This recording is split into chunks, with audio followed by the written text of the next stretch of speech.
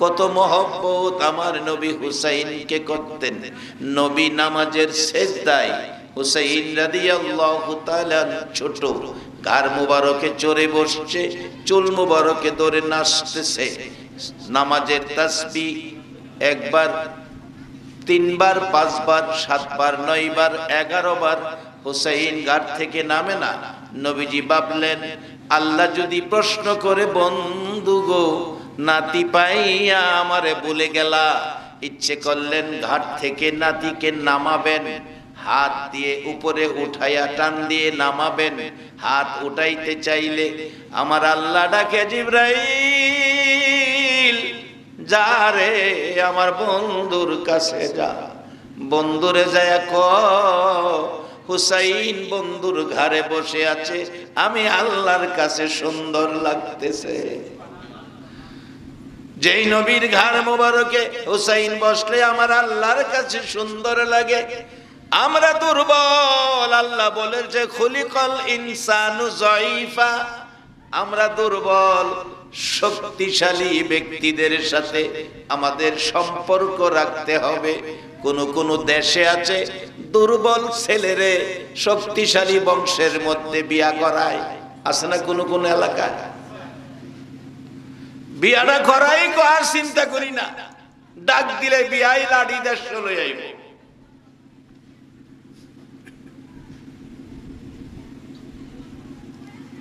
আমি একদিন এমন ওই এলাকায় মাহফিল জিগাইলাম, বিয়া সাজি তো খুব দিলেন, খুব করাইলেন, ডাক দিলে বিয়াই লাঠি দেশ চলে আইয়ে। বৈশাখ মাইয়া তুফানে যখন গর্দর ছিঁড়া নেগা, সেই সময় কারে ডাহেন? কই এই সময় তো বিয়াইরে ডাহো, বিয়াইরে তো জানবাছে না। এই সময় কারে ডাহেন? কই এই সময় তো আল্লাহ রে আমিও ডাহি, বিয়াইও ডাহে। তাহলে বোঝা গেল আমরা যাকে শক্তিশালী মনে করি, আসলে হাকিকতে কোরআনের ভাষায় সবই আমরা দুর্বল। খলিকাল ইনসানু যায়ীফা। এবার শক্তিশালী কে, তাদের সাথে আমরা সম্পর্ক করব। ইমাম হুসাইন নবীজি নামাজের তাসবিহ বাড়াইতেছে, নামে না, জিবরাইল এসে হাজির। ইয়া রাসূলুল্লাহ, আল্লাহ পাঠাইছে নবীজি গো, ইমাম হুসাইন যতক্ষণ আপনার ঘাড় মোবারকে বসে থাকবে ততক্ষণ পর্যন্ত আপনি সেজদায় পড়ে থাকবেন। আমার আল্লাহর কাছে সুন্দর লাগতেছে। যে হুসাইন নবীজির নামাজরত অবস্থায় ঘাড় মোবারকে বসে থাকলে আমার আল্লাহর কাছে সুন্দর লাগে। আজকে হুসাইনের স্মরণে শুহাদায়ে কারবালার মাহফিলে যারা হুসাইনের মায়ায় বসে আছেন গো, বলুন আমার আল্লাহর কাছে সুন্দর লাগে কিনা? সবাই মহব্বতে বলুন, দরুদ সালাম জানাই, দরুদ সালাম জানাই নবীজির দরবারে। নবী গো আমরা গুনাহগারে, বলুন দরুদ সালাম জানাই, দরুদ সালাম জানাই নবীজির দরবারে। এ নবী গো আমরা গুনাহগারে জানাই, আমরা গুনাহগারে, আমরা গুনাহগারে জানাই, আমরা গুনাহগারে। নবী গো আমরা গুনাহগারে। আল্লাহ পাকের ফেরেশতারা নবীর দুরূদ পড়ে তারায়, আল্লাহ পাকের ফেরেশতারা নবীর দুরূদ পড়ে তারায়। ইমানদারে পড়বে দুরূদ, ইমানদারে পড়বে দুরূদ, বলছে পড়ুয়ারে। নবী গো আমরা গুনাহগারে, দরুদ সালাম জানাই, দরুদ সালাম জানাই নবীজির দরবারে। নবী গো আমরা গুনাহগারে, নবীর দরুদ পড়ে যারা দয়াল নবী নবীর আপন তারায় নবীর দরুদ পড়ে যারা দয়াল নবীর আপন তারায় শাফায়াত করবে নবী শাফায়াত করবে নবী ময়দানে হাসরে এ নবী গো আমরা গুনাহগারে দরুদ সালাম জানাই দরুদ সালাম জানাই নবীজির দরবারে এ নবী গো আমরা গুনাহ সবাই বলুন মারহাবা। আমার নবী নামাজের সেজদায় হুসাইন রাদিয়াল্লাহু তাআলা গার মুবারকে আমার নবী ইচ্ছা করে হুসাইনকে নামায় না, আমার আল্লাহর নিষেধ। যাকে আল্লাহ এত ভালোবাসেন সেই হুসাইনের মহব্বত আমাদের কাছে, আমরা সেই হুসাইনের মহব্বতে বসে আছি। আমরা দুর্বল, ওই জাতীয় শক্তিশালী লোকদের সাথে আমাদের সম্পর্ক থাকলে লাভ হবে কেমন লাভ? যার বাস্তবতায় গিয়েছিলাম, কত মহব্বত আমার নবী করত হুসাইন হাসাইনকে, কত মহব্বত করত আমার আল্লাহ হাসাইন হুসাইনকে। যার বাস্তব খাতুন জান্নাত ফাতেমাতুজ জাহরা বলেন, পৃথিবীর মানুষেরা রে, তখন কবিতার যুগ ছিল, কবিতার প্রচলন ছিল। দুই ভাই মিলে হাসাইন হুসাইন দুই ভাই মিলে কবিতা লেখে মার কাছে গেছে, মা মা গো বলো তো আমরা দুই ভাইয়ের মধ্যে কার কবিতাটা সুন্দর? মা ফাতেমা কবিতা দুইটা হাতে নিয়ে ভাবতেছেন, যদি বলি হাসাইনের কবিতা সুন্দর, হুসাইনের মন কষ্ট হবে, চোখে পানি আসবে। মা হইয়া কিভাবে আমি কষ্ট দিব এই সন্তানকে? হুসাইনের কবিতা যদি বলি সুন্দর, হাসাইনের মনে কষ্ট যাবে। কবিতা দুইটা হাতে নিয়ে গাল বেবে মা ফাতেমা চোখের পানি ছাড়ছে, বলছে, দুই সন্তান মাগো, ও মা ফাইসালা দিলা না, চোখের পানি দিলা।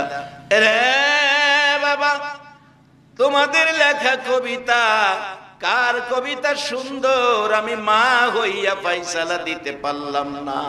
চোখের পানি সাল্লা কেন, সাল্লাম কেন তা বলবো না। তোমার বাবার কাছে যাও। হযরত আলী রাদিয়াল্লাহু তাআলা আনহুর কাছে দাঁড়াইলেন, বাবা গো, মা ফাইসালা দেয় না, আপনি বলুন কার কবিতাটা সুন্দর।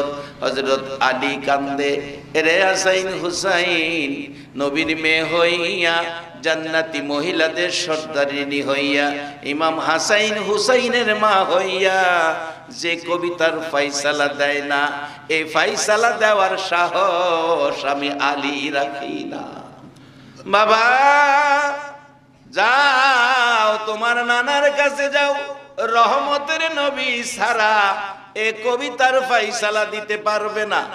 নবীজির কাছে যাইয়া দুই ভাই নানার গলায় ধরে দুই গালে চুমায়, নানা গো, মা ফাইসালা দিল না, বাবা ফাইসালা দিল না, তুমি বলো তো কার কবিতাটা সুন্দর? আমার নবী একবার হাসাইনের দিকে চায়, আবার হুসাইনের দিকে চায়, কোনটা সুন্দর বলবো, কে খুশি কে বেজার হবে। অবশেষে আমার নবী এই নিয়ে ভাবতেছিলেন। আমার আল্লাহ বলেন, জিবরাইল, যারে আমার বন্ধু বড় চিন্তার মধ্যে আছে, বন্ধুর কাছে যায়া খবর দে, এ কবিতার ফাইসালা দিব আমি আল্লাহ। আমার আল্লাহ বলেন, জিবরাইল, বন্ধুরে যায়া কও দুইটা কবিতা জমিনের মধ্যে দুই জায়গায় রেখে দেওয়ার জন্য। একটা জান্নাতি আপেল এনে নবীজির হাতে দিলেন। জিবরাইল বললেন, আকাশের দিকে ঢিল মারবে। আমার নবী এই আপেলটা যে কবিতার উপর পড়বে সেটাই সুন্দর বলে ঘোষণা হবে। নবীজি উপরের দিকে ঢিল মারলেন, নিচের দিকে আসতেছে আপেল। দুই নাতি নানার মুখের দিকে তাকিয়াছে, নানার মুখের দিকে তাকিয়াছে। আমার নবী দুই নাতি বুকে লইয়া ডাকতেন, আল্লাহ, কাকে খুশি কাকে বেজার করব?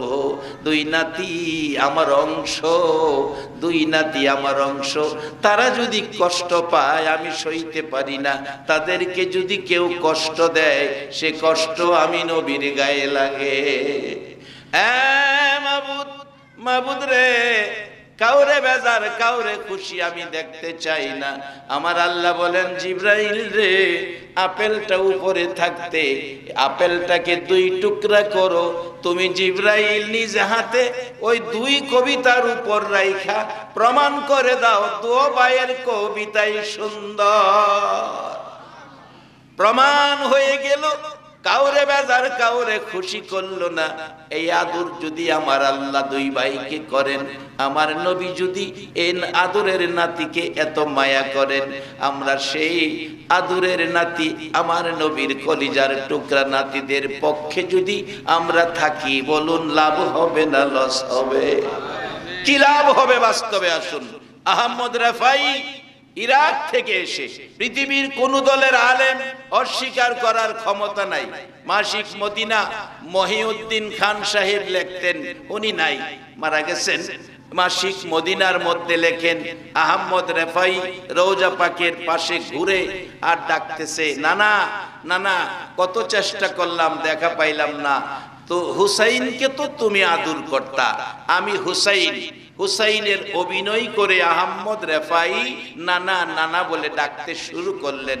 নানা গো, আমি হুসাইন, হুসাইনের জন্য কি তোমার মায়া নাই? মাসিক মদিনা লেখেন, 1,17,000 হাজি চারপাশে দাঁড়িয়ে আছে।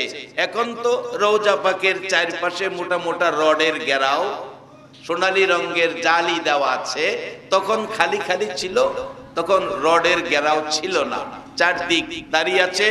আহমদ রেফাই কাঁদতেছে আর ডাকতেছে, নানা গো, আমারে কি দিদার দিবা না? আমি হুসাইন, হুসাইনের জন্য কি তোমার মায়া নাই?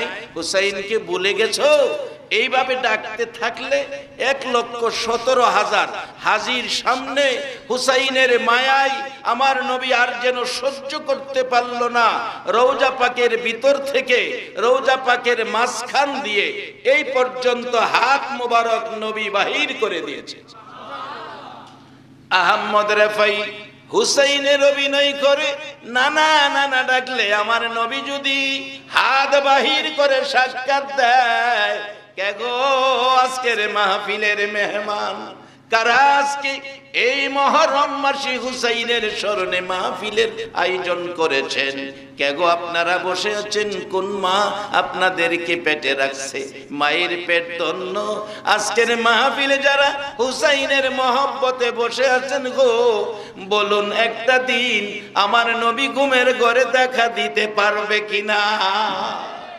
আল্লাহ যেন একটা রাত্রে এই মাহফিলের প্রত্যেকের সাথে ঘুমের ঘরে স্বপ্নের দিদার প্রত্যেকের সাথে হয়ে যায়। সকলে বলুন আমিন। বাবারা, ভাইরা, শুন, এই কারবালার মূল হাকিকত কি? আমি সংক্ষেপে সেই দিকে যাচ্ছি। আমার নবী 63 বছর জিন্দিগি মানুষের ঘরের দুয়ারে দুয়ারে ঘুরতেন আর ডাকতেন, ইয়া আইয়ুহান নাস কুলু লা ইলাহা ইল্লাল্লাহ তুফলিহুন। হে মানুষ, তোমরা বলো আল্লাহ ছাড়া কোনো মাবুদ নাই, তাহলে তোমরা জান্নাতি। আমরা যারা এই কালিমা পড়ছি আমরা সব জান্নাতি। বিশ্বাস মনে হইছে না? যদি বিশ্বাস হইতো তাইলে অন্তত পক্ষে সুবহানাল্লাহটা কইতেন। কইবেন হুজুর সুবহানাল্লাহ কত কমু? আগের মৌলবীরা খালি সুবহানাল্লাহ কইছে, খালি জোরে কন, চিল্লাইয়া কন, তার কত কমু? আমিও তো এটা বুঝি, কারণ শ্রোতা তো বদলিছে না, বক্তা গেলাম বদলাইছে। এই কত কইবেন? বেশি আর কইতাম না, কম কয়া ওই সেরে যাক। মাঝে মাঝে সুবহানাল্লাহ কইলে লাভ হবে, লাভ, অনেক লাভ হবে। সুবহানাল্লাহ কেমন লাভ? এক আল্লাহর ওলি কবরস্থানের পাশে হাইটা যেতেছে, দেখে কবরস্থানের ভিতরে একটা কবরের ভিতরে কোরআন তেলাওয়াতের আওয়াজ শোনা যায়। উনি আগায় গেলেন, পাশে গিয়ে দেখে কবরের ভিতরে কোরআন তেলাওয়াত। আল্লাহর ওলি বললেন, ভাই আপনি কে? কবরে কোরআন শরীফ পড়তেছেন? আমি একজন আল্লাহওয়ালা মানুষ, আল্লাহর ওলি মানুষ। আমি কবরে কোনো কাম কাজ নাই তো কি করব, এই কোরআন শরীফ পড়তেছি। কত খতম কোরআন শরীফ কবরে থেকে পড়ছেন? কবরবাসী বলতেছে ৭০,০০০ খতম কোরআন শরীফ পড়ছে। যেমন আপনারা বলে ফেলছেন সুবহানাল্লাহ, আমার তো বলতে হইছে না, বলেন সুবহানাল্লাহ, এমনি বলে দিয়েছেন। ৭০,০০০ খতম। এই জীবিত অলি, দুনিয়ার বাসী অলি বলছেন সুবহানাল্লাহ। এই বলে উনি চলে যাইতেছেন, কবরবাসী ডাকতেছে, ভাই ভাই দাঁড়ান দাঁড়ান দাঁড়ান দাঁড়ান। কি ভাই, আমার ৭০,০০০ কোরআন খতমের নেকি আপনি লয়ে যান, আপনার সুবহানাল্লাহর নেকিটা আমারে দিয়া যান। কবরে গিয়া ৭০,০০০ খতম পড়লে যেই নেকি না হয়, দুনিয়ার হায়াতে কাজ কামের যাই ঝামেলার ভিতর থেকে একবার যদি সুবহানাল্লাহ বলেন, কবরে যায়া ৭০,০০০ খতমের চাইতে হায়াতে জিন্দেগিতে একবার সুবহানাল্লাহ এর চেয়ে বেশি নেকি। এই নেকিগুলি আমরা যেন কামাইতে পারি, এজন্যই নবী ৬৩ বছর জিন্দেগি কষ্ট করে আমরা এই রাস্তা দিয়ে গেছে।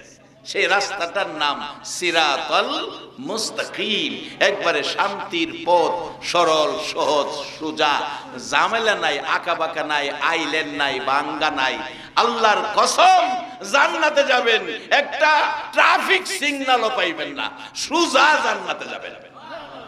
কেমনে যাইবেন আইতাছি সামনে, চেষ্টা করুন কম সময়ে বোঝানোর জন্য, আল্লাহ যদি আমাদের তৌফিক দেয়। কারণ বুঝতে হবে, বসতে হবে। কেন?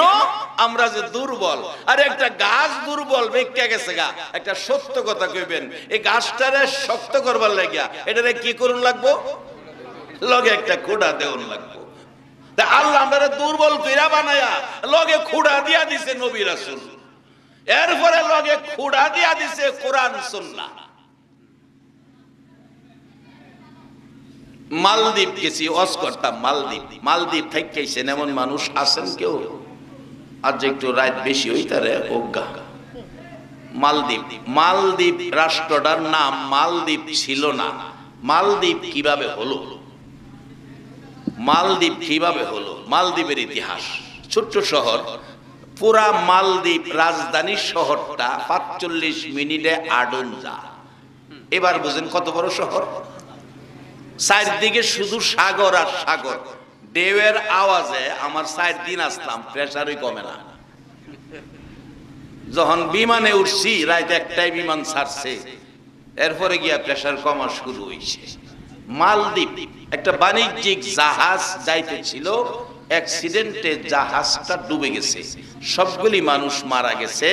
একটা হাফেজে কোরআন বাচ্চা ছেলে মাত্র, সেই বাইসা গেছে, সাতরাইয়া কিনারে গিয়া উঠছে গিয়া এই যে এই গ্রামের মধ্যে, এই দেশটার মধ্যে যেটা মালদ্বীপ। ওই হাফেজের নাম ছিল হাফেজ আবুল মাল। হাফেজ আবুল মাল এই হাফেজের নাম ছিল। সেই অচেনা জায়গা, গাছতলায় বৈশা কোরআন শরীফ পড়ে। এক বেচারা বললেন, বাবা তুমি এখানে কোন দেশে, কি আসো বিশ্ব? বললো এই ঘটনা, অ্যাক্সিডেন্টে আমি এখানে। তো বাবা আমার বাড়িতে থাকো, বাড়িতে থাকে খা। ওই দেশের প্রচলন ছিল মালদ্বীপে দেও দানবে আক্রমণ করত, সাগরের মাঝখানে তো এই একটা সাগরে ঘর বানাইছে, এক মায়ের একটা কুমারী মেয়ে, সুন্দরী মেয়ে সাজায়া এই ঘরটার মধ্যে দিয়াইতই তো বছরে একবার। দেও দানবরা অত্যাচার করে মেয়েটারে মাইরা ফেলতো। এই সকালবেলা গিয়া লাশ টানতো, প্রত্যেক বছর একটা করে মেয়ে এভাবে মারা যাইত।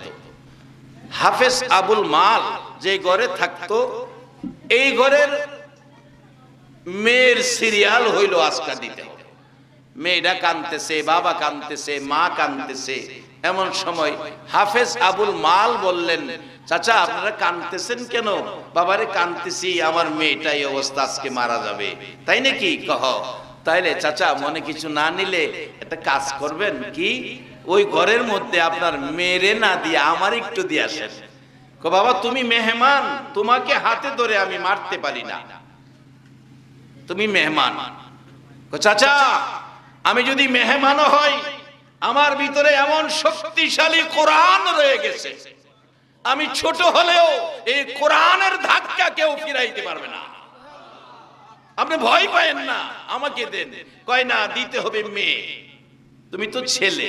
চাচা একটা কাজ করেন, মনে কিছু নিয়েন না, কি মেয়ের যা পোশাক আছে আমারে পরান, আমারে মেয়ে বানান পোশাক দিয়া, মেয়ের পোশাক সব আমাকে পরান। তো বাচ্চা ছেলে দাড়ি মুছতে উঠছে না, তারে মেয়ের পোশাক পরাইয়া ওই ঘরের মধ্যে দিয়ে আইসা পড়ছে।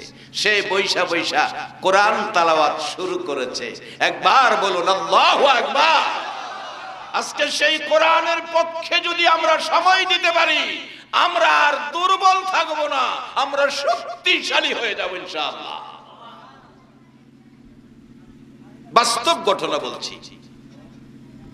অবশেষে কোরআন শরীফ পড়তে শুরু করলো।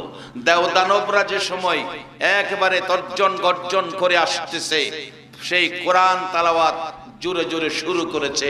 কোরআনের ধাক্কায় তারা ধ্বংস হয়ে গেছে সমুদ্রের মধ্যে, আর আসার শক্তি তাদের নাই। সারা রাত কোরআন পড়লো। সকালবেলা অন্য বৎসরের মতো ছেলে ওই মেয়ের লাশ আনতে গেছে সরকারি লোক, যায়া দেখে এই কোরআন শরীফ পড়তেছে মেয়ের সুরতে। তাকে নিয়ে আনলেন। কি ব্যাপার, তুমি বেঁচে আছো, তোমাকে মারে নাই? যার বাড়িতে থাকতো সে আসছে, আইসা বলছে সে তো মেয়ে না, আমার মেয়ে তো ঘরে, তাকে আজকে দিয়েছিলাম। বললো তুমি? হ্যাঁ আমি মেহমান, আমি একজন কোরআনে হাফেজ। একটি বাণিজ্যিক জাহাজ অ্যাক্সিডেন্ট হয়েছিল, আমি বেঁচে গেছি, সব মারা গেছে। আমি সেই হাফেজ, সেই ঘরে ছিলাম, আমার সাথে কোরআন ছিল। কোরআনের ধাক্কায় সেই দেবদানব যা ছিল আজকে এই সমুদ্রে ধ্বংস হয়ে গেছে। আমি টিকে আছি কোরআনের, আমার সাথে ছিল আল্লাহর কোরআন। কত বড় শক্তি অর্জন হয়েছে। আল্লাহ বলছে খলিকাল ইনসানু যায়ফা, দুর্বল করে বানাইছি, কিন্তু তোমার শক্তির জন্য আমি কোরআন দিয়েছি, তোমার শক্তির জন্য আমার নবী দিয়েছি, তোমার শক্তির জন্য ইমাম হাসাইন আর হুসাইনকে তোমাদের পাশে দিয়েছি। এখন আমরা কিভাবে নেব এই রাস্তাটাই সামনে। একটু লম্বা হলে ইচ্ছা আপনাদের লম্বা করতেও পারি, আমি আবার খাটু করতেও পারি, আমি সুডু করতেও পারি, বড় করতেও পারি। কারণ কম সময়ে বেশি কথা বলার পজিশন কেরামতি আমি জানি, কারণ আমি বাস স্ট্যান্ডের খতিব। এই কৌশল বাসের স্টাফের কাছ থেকে শিখছি।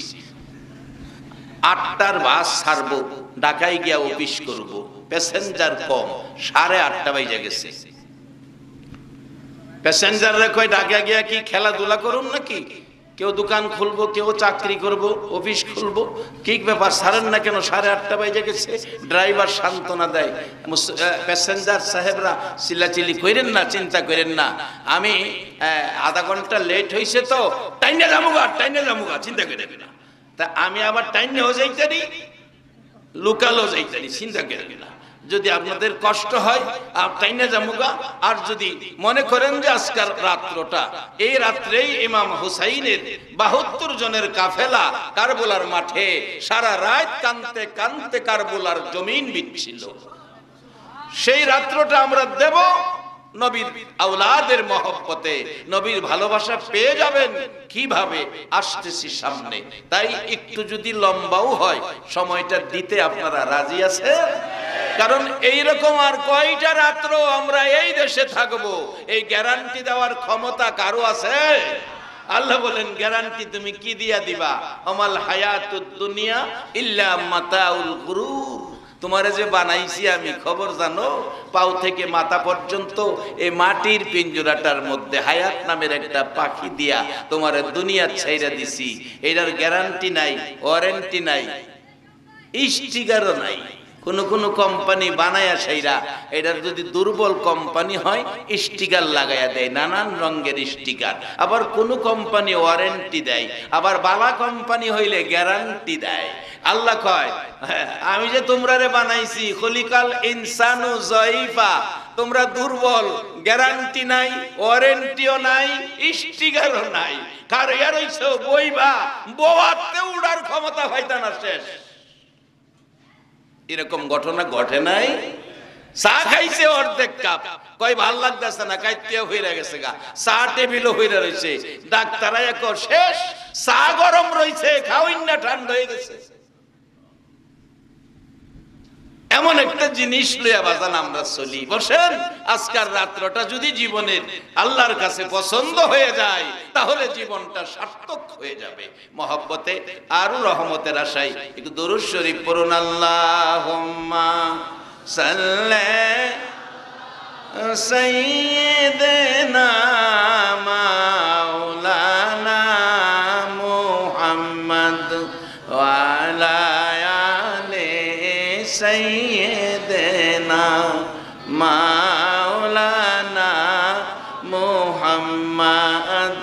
আল্লাহুম্মা সাল্লি সাইয়্যিদিনা মাওলানা মুহাম্মদ ওয়া আলা আলি সাইয়্যিদিনা মাওলানা। হাসান কান্দে জহর খেয়ে, কান্দে হুসেন কারবালায়,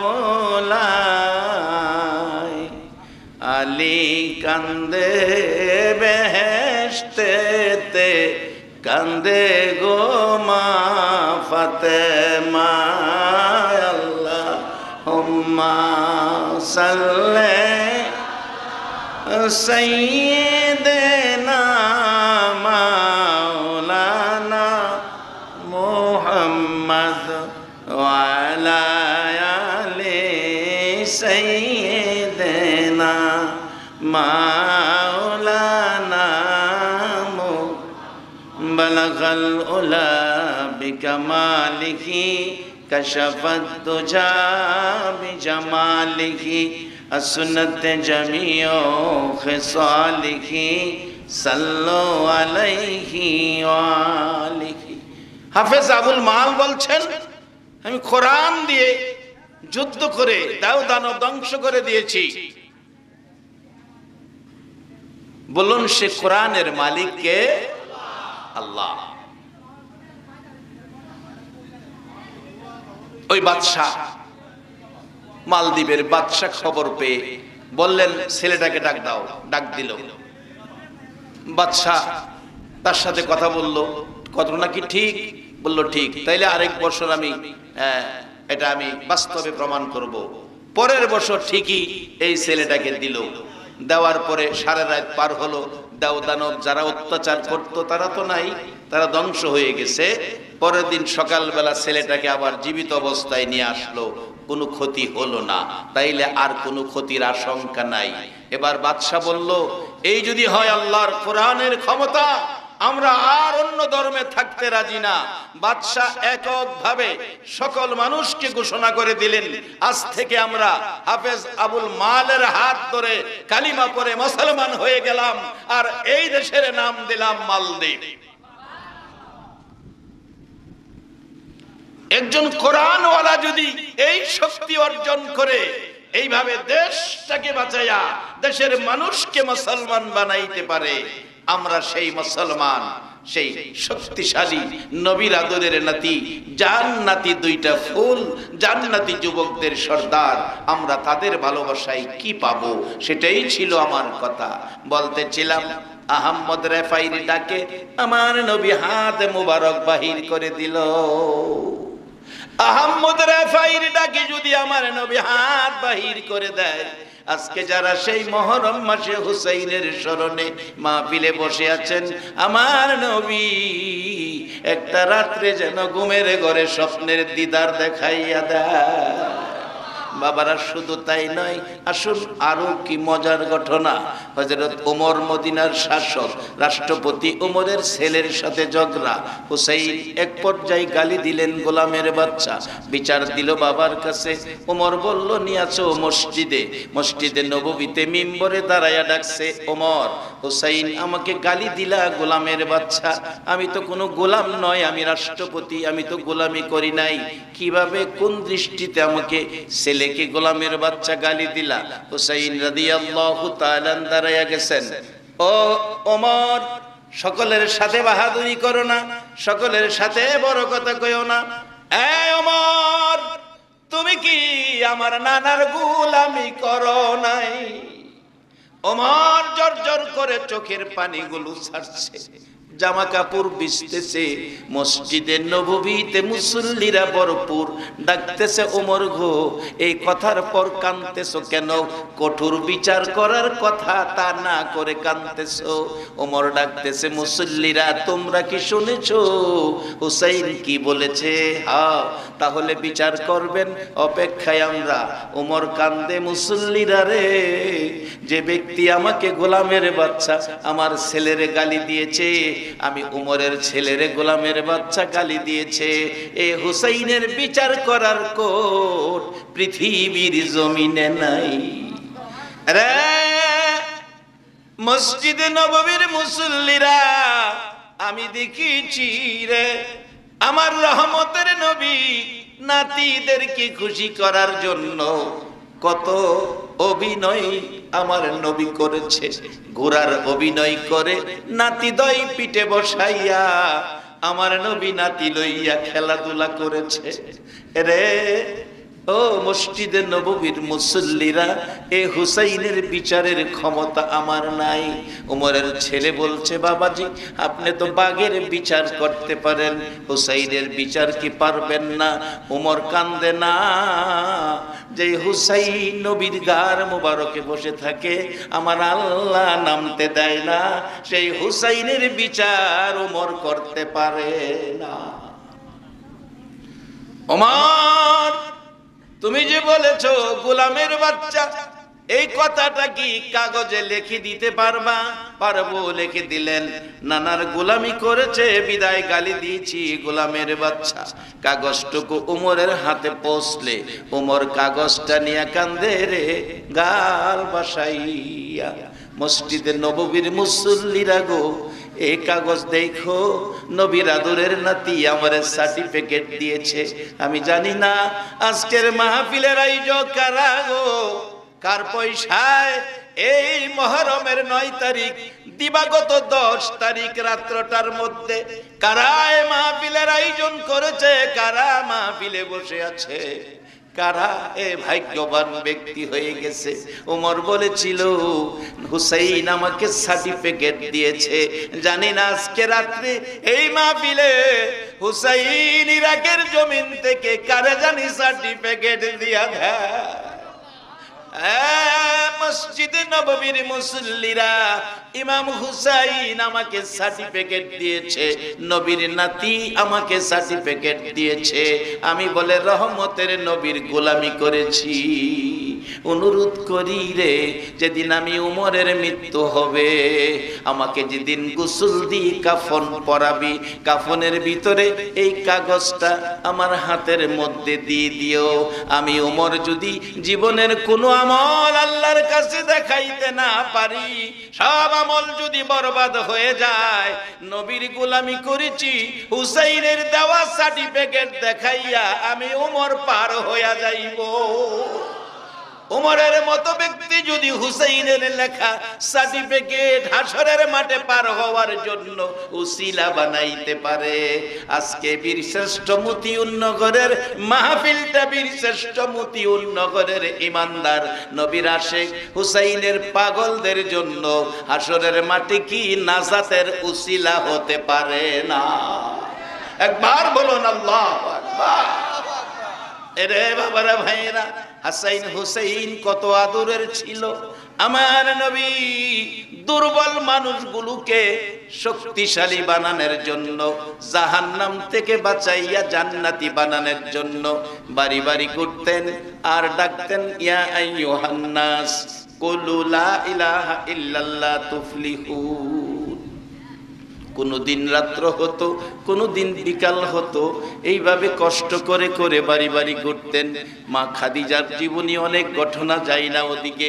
আম্মা জান আয়েশা সিদ্দিকা রাদিয়াল্লাহু তাআলা আনহা বলেন, পৃথিবীর মানুষেরা রে, আমার নবীর একটাই চিন্তা ছিল, সারাদিন ঘুরতো মানুষকে জান্নাতি বানাবে, দুর্বল মানুষকে শক্তিশালী বানাবে, বেঈমান মানুষগুলো ইমানদার বানাবে, জাহান্নাম থেকে বাঁচাইয়া জান্নাতি বানাবে। আমার নবী ঘুরে ঘুরে এসে আমি আয়েশা সিদ্দিকার হুজরায় যখন ঢুকতেন, আমি দেখেছি আমার নবী ঘরের মধ্যে এসে ঘুমিয়ে যাইতেন। একটু সময় ঘুমাইয়া বাকি সময় বিছানায় বসে কান্দে। মাঝে মাঝে বসে প্রশ্ন করেছি, আল্লাহর হাবিব গো, কেন গো বসে বসে কাঁদতেছেন? হুজুর জানতে চাই কোন ব্যথায় কান্দেন গো নবী? জীবনে একটা দিন বাবা দেখেন নাই, বাবার ব্যথায় কান্দেন। নবী কথা বলছে না।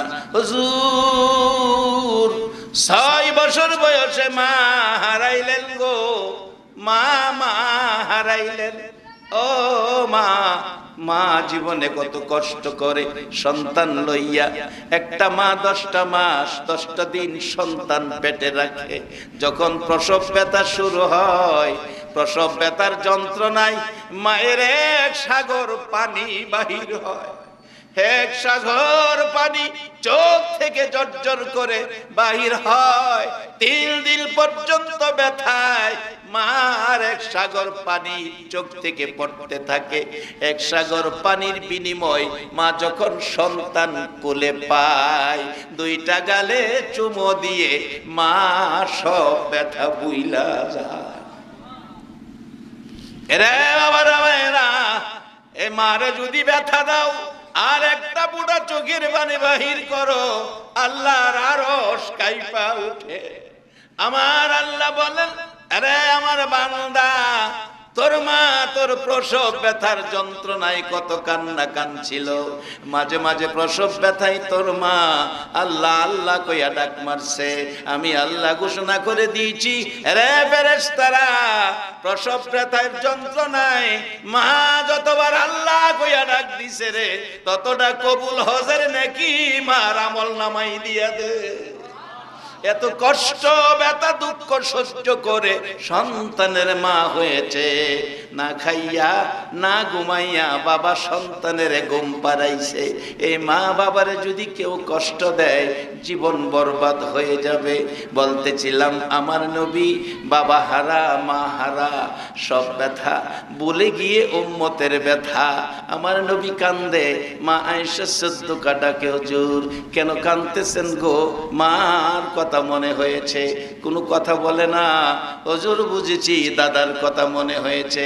কোনো কথা বলে না, শুধু কান্দে। অবশেষে জবাব দিচ্ছে, আয়েশা রে, শুনো রে আয়েশা, আমি কেন কান্দি? বাবার জন্য নয়, মায়ের জন্য নয়, দাদার জন্য নয় রে আয়েশা, আমি কান্দি আমার গুনাহগার উম্মতের জন্য। আমার নবী সারা রাত চোখের পানি ছেড়ে কান্দে। আম্মা জান আয়েশা বলেন, একদিন দেখি গভীর রাত্রে আমার ঘরের দরজা খোলা, নবীজি ঘুমিয়েছিলেন। জিবরাইল এসে ডাকে, হুজুর এইভাবে যদি ঘুমিয়ে থাকেন উম্মতের জন্য কি কাঁদবেন না? আপনাদের আমাদের কথা বলছে।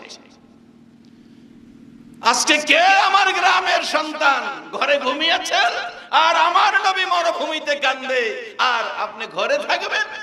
কিভাবে হাসরে নবীর সুপারিশের আশা করতে পারেন? আম্মা জান আয়েশা বলেন, আমার নবী রাত্র গভীর, ঘরে নাই, দরজা খোলা। জিবরাইল ডেকেছে, হুজুর এইভাবে যদি ঘুমিয়ে রাত্র কাটান গো, আপনারা উম্মতের দরদি নবী, উম্মতের জন্য কি কাঁদবেন না গো নবী? আমার নবী ঘুম থেকে উঠে একটা চিৎকার মারছে, উম্মতি উম্মতি। মা আয়েশাকে ডাক দিল না, দরজাটা খুলে বেরিয়ে গেল। দরজা বন্ধ করো সেই কথাটাও বলল না। দৌড়াইয়া যাইতে যাইতে উম্মতি উম্মতি বলে মদিনার শেষ প্রান্তে যাইয়া নিরিবিলি নির্জন সেজদায় পড়ে কান্দে মাবুদ। ঘরের মায়া, বাড়ির মায়া, বিবির মায়া, বিছনার মায়া, সব মায়া সাল্লাম গো, আমার গুনাহগার উম্মতের মায়া সাল্লাম।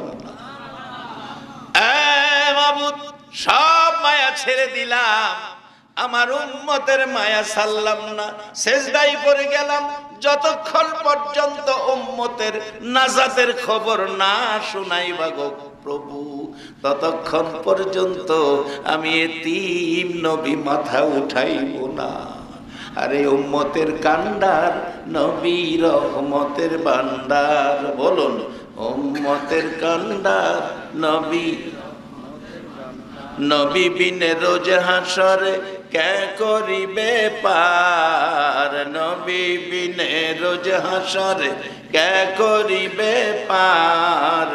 উম্মতের কান্ডার নবী রহমতের ভান্ডার, উম্মতের কান্ডার নবী। মোদের নবী দয়ার সাগর, উম্মত গুনাহগার উম্মতের পাগল। মোদের নবী দয়ার সাগর, গুনাহগার উম্মতের। রোজ হাসরে সেজদায় পড়ে কাঁদবে যারে যার, রোজ হাসরে সেজদায় পড়ে কাঁদবে যারে যার। উম্মতের কান্ডার নবী রহমতের ভান্ডার, উম্মতের কান্ডার নবী। যাইয়া দেখো মদিনাতে কান্দে নবী রোজা পাকে, যাইয়া দেখো মদিনাতে কান্দে নবী রোজা পাকে। এ মাফ করিয়ে দাও গো খোদা উম্মত গুনাহগার, মাফ করিয়ে দাও গো খোদা উম্মত গুনাহগার।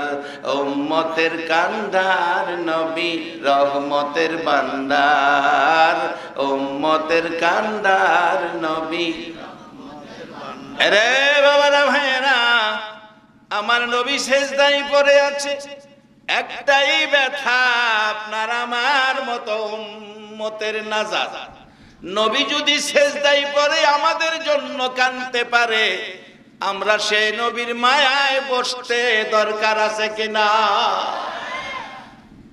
যাদের ভাগ্য ভালো তারাই বসবে, যাদের বসা নবীর ভালোবাসায় কবুল হবে, তারাই আমার আল্লাহর জান্নাতের মেহমান হবে।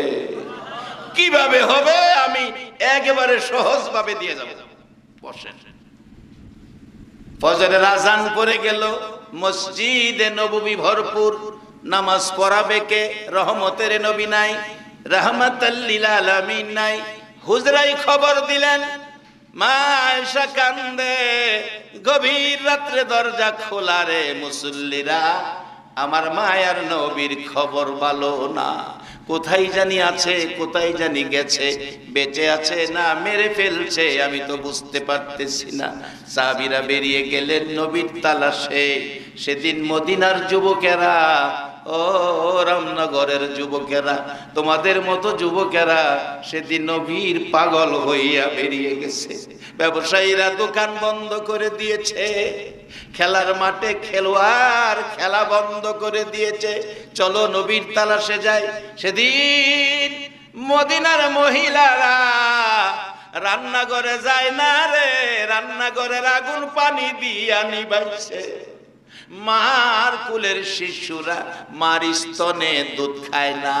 প্রশ্ন করতে চাই, মাগো দুধ খাবো না, বলো গো আমার এতিম নবী কোথায়? মদিনার মহিলারা কাঁদে, ছেলেরা কাঁদে, পশু পাখিরা কাঁদে। একদিন পার হয়ে গেল, খবর মিলল না। 2 দিন পার হয়ে 3 দিন যেদিন পার হয়ে যায়, হযরতে আবু বকর ওমর মদিনার শেষ প্রান্তে এক জাক রাখাল দেখে বলল, রাখালেরা কি পরামর্শ করছো? তোমরা কে? আমরা মদিনার মেহমান। তোমার নাম কি? আবু বকর। পাশে ওমর। এ রাখালেরা, মাঠে ঘাটে তোমরা থাকো, বলো আমার মায়ার নবীরে দেখছনি? রাখাল বলেন, না না, তোমার মায়ার নবী তো চিনি না। ওমর বলেছে, রাখালেরা রে, আমার নবী এত সুন্দর, আমি তরবারি নিয়ে মাথা কাটতে গিয়েছিলাম, আল্লাহর কসম করে বলি রে রাখালেরা, আমার নবীর সুন্দর চেহারা দেখে আমি ওমর মুসলমান হয়ে গেছি। সেই সুন্দর নবীকে দেখি না, আজকে 3 দিন পার হয়ে গেছে, আমি ওমরের কলিজা মানে না, একটু যদি পারো খবর দাও। একটা রাখাল দাঁড়িয়ে গেছে, বলতেছে, আবু বকর ওমর, দুইজনের কথা সমন্বয় করে একটা খবর দিতে পারি। তোমার কথা 3 দিন, তোমার কথা সুন্দর। রে আবু বকর ওমর, ওই পাহাড়টার পাশে যাইয়া দেখ, একটা সোনার পুতুল রে, পূর্ণিমার চাঁদের চেয়েও সুন্দর। আজকে 3টা দিন হলো রে, সেজদায় পড়ে উম্মতি উম্মতি বলে কাঁদতেছে। রে আবু বকর ওমর, অনুরোধ করি রে, এই লোকটা যদি তোদের মায়ার নবী হয়, এখান থেকে উঠাইয়া নিয়ে যা, তোদের হাতে দড়ি পায়ে দড়ি, লোকটাকে এখান থেকে নিয়ে যা। আজকে 3টা দিন পার হয়ে গেল, আল্লাহর কসম রে আবু বকর ওমর, আমাদের বেড়া বকরি দুম্বা গুলো লোকটার মায়ায় পড়ে চারদিক দাঁড়ায়া কান্দে রে, ঘাস পানি খায় না। আবু বকর ওমর দৌড় দিয়ে যাইতে চাইলে রাখালেরা বাধা দেয়, কথা দাও, লোকটাকে এখান থেকে মদিনায় নিয়ে যাইবা কিনা, কথা দাও, লোকটাকে এখান থেকে নিয়ে যাইবা কিনা। 3 দিন হলো রে, বেড়া বকরি দুম্বা উটগুলো তার মায়ায় কান্দে, তার মায়ায় কান্দে, ঘাস পানি খায় না। আজকে বেড়া বকরি দুম্বা উট হইয়া আমার আপনার নবী চিনল, উম্মত হইয়া নবী চিনলাম না। রে আবু বকর ওমর, কথা দে, লোকটাকে নিয়ে যাইবা। আবু বকর ওমর দুইজন দৌড়াইয়া নবীজির পাশে যাইয়া দেখে এখনো নবী সেজদায় পড়ে কান্দে। বলুন, নবী কার মায়ায় কান্দে?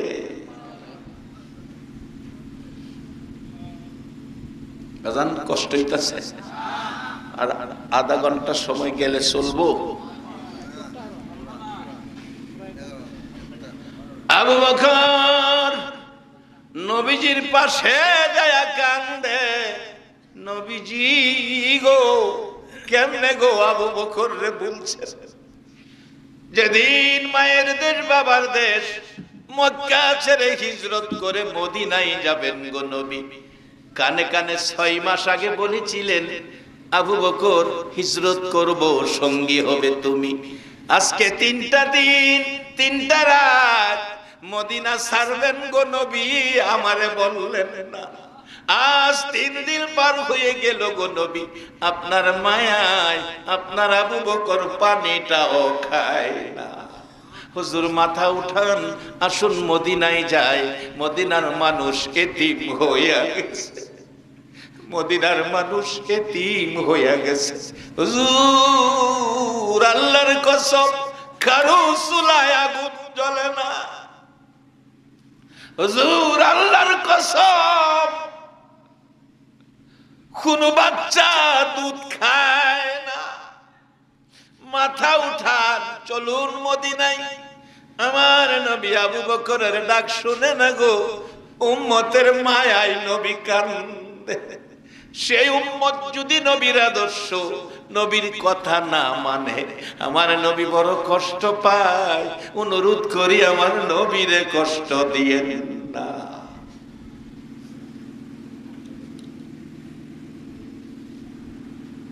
বাবারা ভাইয়েরা, আবু বকর যতই কথা বলছে নবী মাথা উঠায় না। আবু বকর বলেন, ইয়া রাসূলুল্লাহ, বুঝেছি উম্মতের ব্যথা বলতে পারেন না। হুজুর, আমি আবু বকর কথা দিলাম গো নবী, এই জীবনে যা নেকি কামাইছি আর আপনারে কানতে দিব না। আপনার উম্মতের নাজাতের জন্য আমি আবু বকরের সব নেকি দান করে দিলাম। বলবেন হুজুর, আবু বকরের নেকি, একজনের নেকি দিয়া সারা উম্মতের কি উপকার হবে? বাস্তবে আসেন মা আয়েশা সিদ্দিকার জীবনী। বাজান, কষ্ট হইতেছে আপনাদের? একটু লম্বা হয়ে যাইতেছে গাছে না? বেশি হয়েছে না? 11টা বইছি, 12টা এনে বাজছে। বেশি বেশি হয়েছে না তো? 1 ঘন্টা নইছি, আমি মনে করছি 2 ঘন্টা গেছে।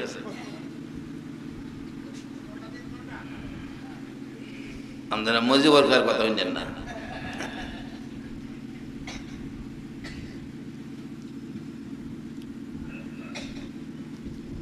আমার নবী কান্দে।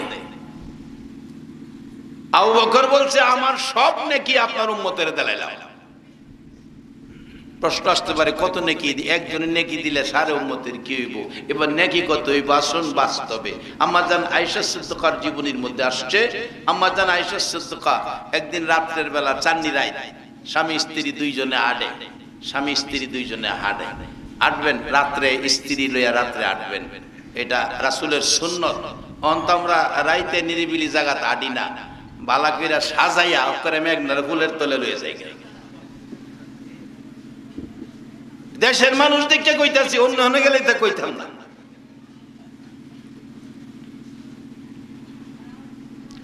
মাগো, যেই টলটলে চেহারা তোমার, তুমি একটু তোমার বাড়ি ঘরের চারদিক তাকায়া দেখো, তোমার মতো মেয়ে ছিল, এখন বুড়া হইয়া বসলে আর দাঁড়াইতে পারে না, মাথার চুল পাইকা গেছে, মা চামড়া ডিল হয়ে গেছে, লাডি বর কইরা হাঁটে। তোমারও একদিন লাডি বর কইরা হাঁটতে হইব বাচ্চা থাকলে। মনে যা চা তা কইরো না। হাঁটবেন স্ত্রী লইয়া, সান্নিরাই যাইবেন গা সবজির বাগান দেখতে, যাইবেন গা কলা গাছের পেঁপে বাগান দেখতে, দেখাইবেন, কইবেন, মনে চাইলে কিলাইবেন। আবার হেই কিল না, ঝগড়াঝাটি না, মহব্বতের কিল। স্বামী স্ত্রী মহব্বত, যেই ঘরে আল্লাহর রহমত সেই ঘরে। স্বামী স্ত্রীর মহব্বত যেই ঘরে, রাসূল বলছেন জান্নাতের টুকরা, জান্নাতের বরকত সেই ঘরে। রাসূল মা আয়েশাকে নিয়ে ঘুরছে, লম্বা ঘটনা ছোট করে বলছি। মা আয়েশা, মহিলারা অনেক সময় অদ্ভুত প্রশ্ন করে বসে, বলছে, ইয়া রাসূলুল্লাহ, একটা কথা বলবো কি? আচ্ছা, আকাশে এত তারা, আকাশটা ভর্তি, আচ্ছা আকাশে কত তারা? এই পর্যন্ত পৃথিবীর কোন বিজ্ঞান গণনা দিতে পারছে কি? আপনাদের ধারণা? সজাগ আছেন কিনা দেখি। এই কিয়ামত পর্যন্ত কয়টা তারা আছে কোয়ার ক্ষমতা হবে কি? মা আয়েশা প্রশ্ন করে বসলেন, ইয়া রাসূলুল্লাহ, আকাশে এত তারা, এই তারা পরিমাণ, তারার সমান নেকি কোন মানুষের আছে কি? মা আয়েশার প্রশ্ন। রাসূল বলেন, হ্যাঁ হ্যাঁ হ্যাঁ, আছে আছে, একজনের আছে।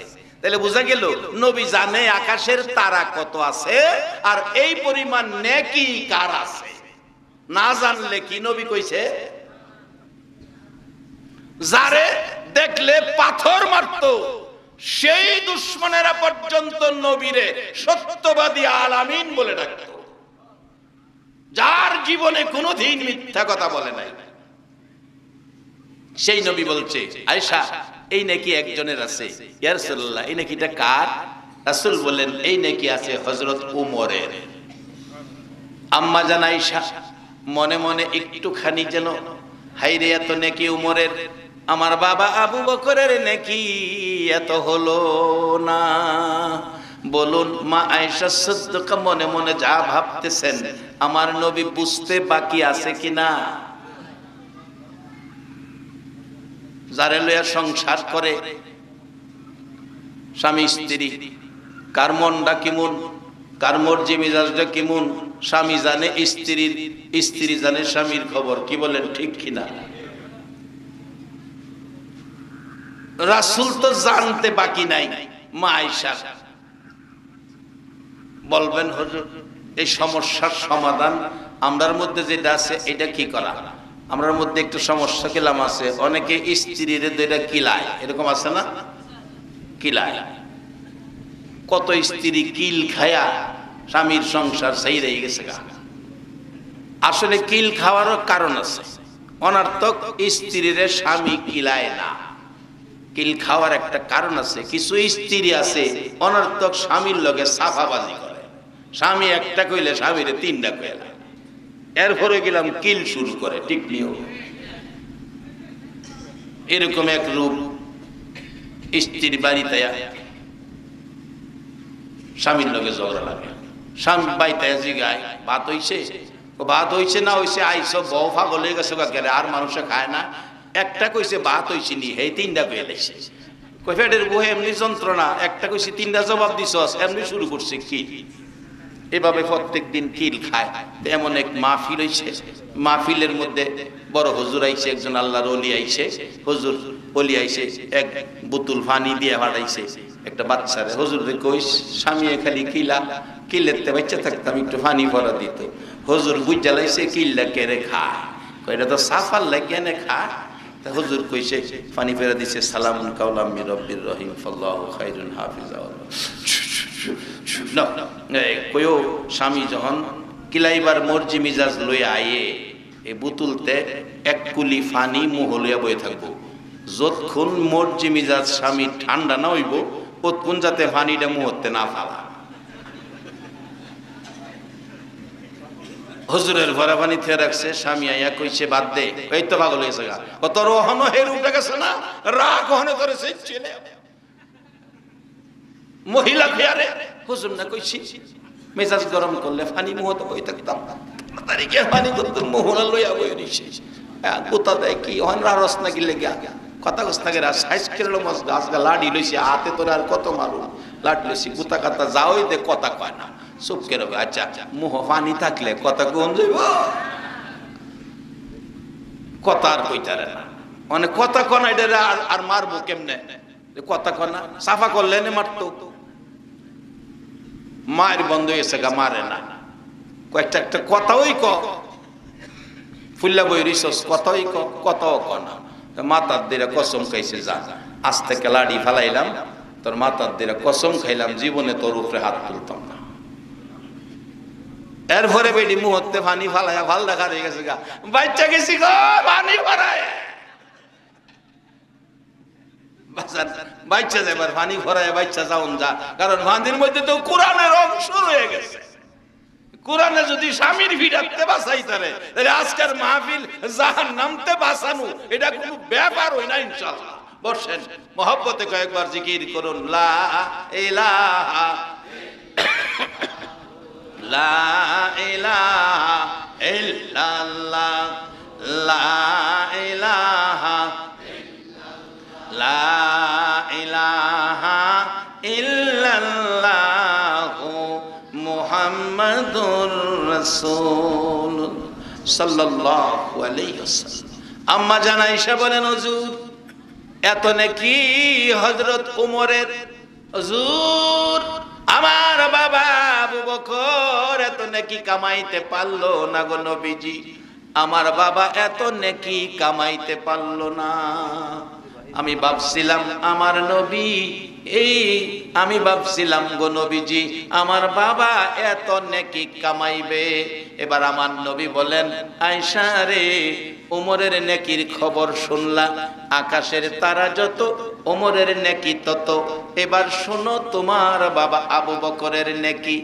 রে আয়েশা, আকাশের তারা যত ওমরের নেকি তত।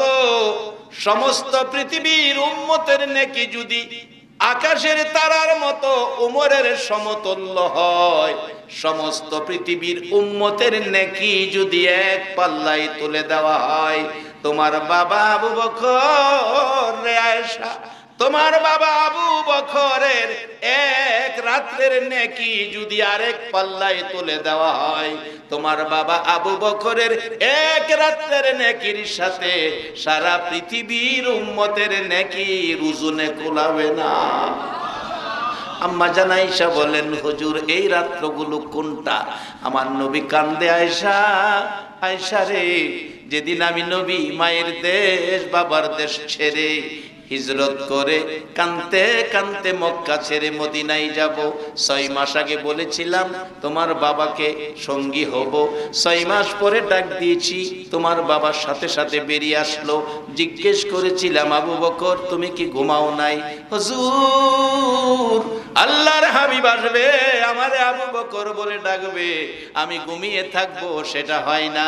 নবীর মহব্বতে এশারের নামাজ পড়ে ঘুমাইছি, ফজরের আজানের আগ পর্যন্ত দরজার কিনারে দাঁড়াইয়া রইছি। রে আয়েশা, নবীর মহব্বতে রে এক একটা রাত্রের বিনিময় এই পরিমাণ নেকি তোমার বাবার আমলে পেয়ে গেছে। সেই নেকির দরজা এখনো খোলা আছে। বসুন বাবারা ভাইরা, কিছুক্ষণ আর কিছুক্ষণের মধ্যে কারবালায় পৌঁছে যাব। উমর বলছে, হুজুর আমি উমরের সব নেকি দিয়ে দিলাম, মাথা উঠান। আমার নবী মাথা উঠায় না। দুইজনে মিলে পরামর্শ করলেন কিভাবে নবীকে মদিনায় নেওয়া যাবে। ফাইনাল হলো সিদ্ধান্ত। উমর বলতেছে, আবু বকর একটা পরামর্শ দিতে পারি, হাসাইন হুসাইন যদি এসে নানা নানা কইয়া ডাক দেয় তাহলে আমার নবী মদিনায় যাবে। কারণ আমি দেখেছি হুসাইন আর হাসাইন দুই ভাই মিলে মসজিদে নববীর বারিন্দায় আমি দাঁড়ানো ছিলাম। দুই ভাই মিলে বলছে, নানা গো আমরা দুই ভাইকে ঘোড়া কিনে দেন, আমরা ঘোড়া দৌড়াবো। বলছে মায়ের কাছে যাও, মার কাছে টাকা নাই। বাবার কাছে যাও, বাবার কাছে টাকা নাই। আমার কাছেও টাকা নাই। আমার নবী নাতিদয় খুশি করার জন্য আমার নবী হামাগুড়ি দিলেন, ঘোড়ার অভিনয় করে দুই নাতি পিঠে বসাইয়া আমার নবী একবার দক্ষিণে যায় আবার উত্তরে যায়। ওমর বলছে, কত দামি ঘোড়ার উপর চোয়ার হয়েছে হাসাইন আর হুসাইন। আমার নবী বলছে, ওমর রে সোয়ারিগুলি কত দামি সেটা দেখলে না? সোয়ারিগুলি কত দামি তা দেখলো না?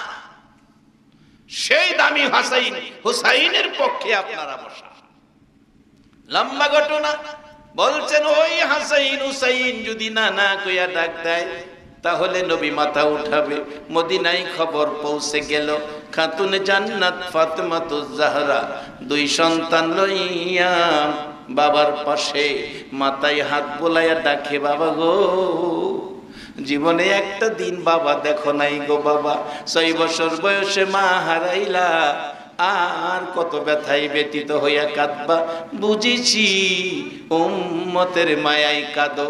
বাবা আমি ফাতেমা এই জীবনে যা নাকি কামাইছি গো সব তোমার উম্মতের নামে দিয়ে দিলাম, মাথা উঠাও মদিনায় চলো। আজকে 3 দিন হলো তোমার হাসাইন হুসাইন পানিটাও খায় না, ফাতেমার চুলায় আগুন জ্বলে না। আমার নবী মাথা উঠায় না, ফাতেমা দুইটা হাত বাড়াইয়া ডাকে, আল্লাহ রে আমার কলিজার টুকরা হাসাইন আর হুসাইন দুই সন্তানকে আমার বাবার উম্মতের নামে কুরবানি করে দিলাম। আমার নবী মাথা উঠাইয়া ডাকে, ফাতেমা ফাতেমা রে এ কি করলি? যদি আমার নবী বলতেন আল্লাহ মানি না, এ দোয়া কবুল করা যাবে না, তবে আমার আল্লাহ শুনতেন।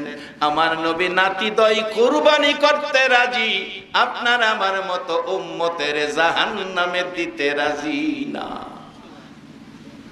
আমরা জান্নাতে যাব, কোরআনের পক্ষে থাকব, রাসূলের পক্ষে থাকব, হাসাইন হুসাইনের পক্ষে থাকব। জিবরাইল বন্ধুরে যায় কও আর কানতে হবে না, কবুল হয়েছে হাসাইন হুসাইনের কুরবানি কবুল হয়েছে, বা নবীর উম্মতের মাফের ফায়সালা হয়েছে। যায়া তুমি নবীরে বলে দাও আর কাঁদতে হবে না। নবী মাথা উঠাইলেন, দুই নাতি বুকে লইয়া কান্দে, হুসাইনকে বুকে লইয়া কান্দে। হুসাইন, এত আদর তোমাদেরকে করি, আজকে আমার চোখের পানি বন্ধ হয় না। তারপরও একথা কয় না আমার নাতি কুরবানি করতে দিব না, কুরবানি হোক, তবু আপনার আমার মতো গুনাহগার উম্মতের নাজাত হোক, এটাই ছিল নবীর আকাঙ্ক্ষা। ঈদের দিন সকালবেলা হাসাইন হুসাইন দুই ভাই মিলে মায়ের কাছে, মা গো সবার নতুন জামা আছে, আমরা দুই ভাইয়ের নতুন জামা নাই। ডাকতেছে, মা বাবারা তোমরা কান্নাকাটি করো না, গোসল করতে যাও, তোমাদের জামা ব্যবস্থা হবে। গোসলখানায় গোসল করতে পাঠাইয়া ফাতেমা বিছানা বিছাইয়া 2 রাকাত নামাজ আদায় করেছে। ও মা, মেয়ে লোকেরা, তোমরা যদি ফাতেমার সাথে জান্নাতি হতে চাও, একটা ফাতেমার জীবনী কিনা গড়ে নাও। ফাতেমা 2 রাকাত নামাজ পড়েছে, হাত বাড়াইয়া কাঁদতেছে, মাবুদ রে, জামার ব্যবস্থা তুমি করে দাও, আমার কাছে ব্যবস্থা নাই। আমার আল্লাহ বলেন, জিবরাইল রে, ফাতেমা দোয়া করেছে, দোয়া কবুল হয়েছে। মায়ের দোয়া সন্তানের জন্য কবুল হয়ে যায়। জান্নাত থেকে 2টা জামা 2 ভাইয়ের জন্য নিয়ে যাও। জিবরাইল 2টা জামা নিলেন, একটা জামার রং সবুজ আর একটা জামার রং লাল। 2 জাতের 2টা জামা নিয়ে এসে ডাকতেছে, হাসাইন হুসাইন, তোমাদের জন্য জামা নিয়ে আসছি, দেখো কত সুন্দর জামা।